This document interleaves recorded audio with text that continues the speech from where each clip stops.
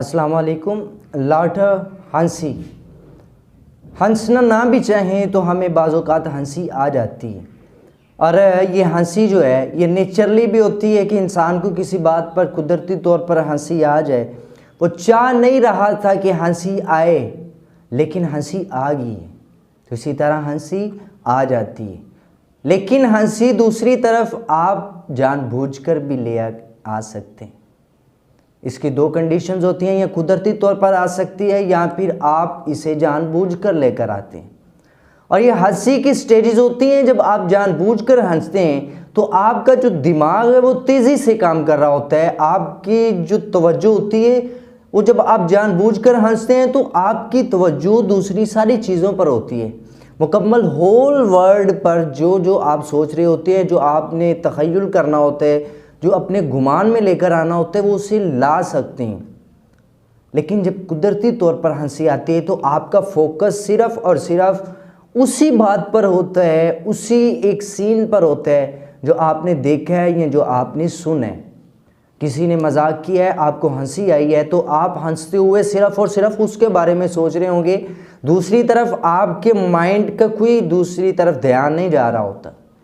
और यह हंसी बड़ी इम्पोर्टेंट है आपकी लाइफ के अंदर। और बॉडी की जो मेन इम्पोर्टेंट रिएक्शन है वो आपकी हंसी होती है।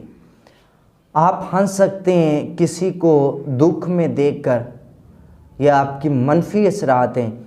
आप हंस सकते हैं किसी को खुश देखकर, या किसी की खुशी से आप खुश होते हैं।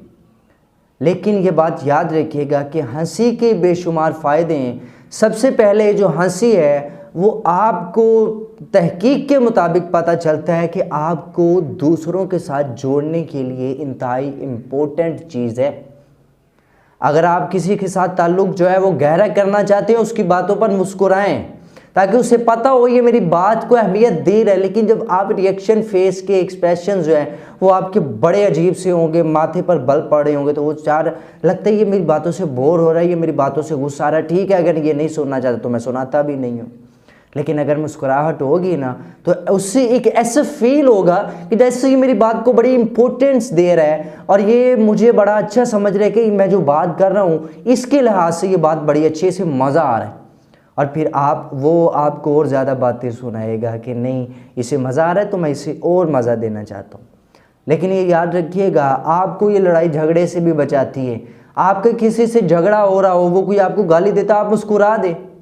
हज़रत सुल्तान बाहू ने कहा था कि अगर आपको कोई कचरा फेंक देते हैं तो आप यूँ समझ लीजिए कि जैसे आप कचरे का ढेर हैं, तो आप पर कचरा आएगा ही ना।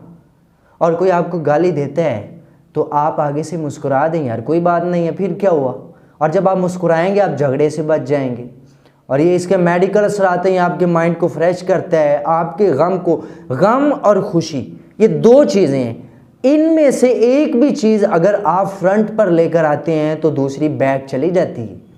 अगर आपको गम है ना, आप मुस्कुराएं, आपकी जो गम है वो पीछे चला जाएगा। एक चीज़ छुपनी है और एक ने सामने आना है।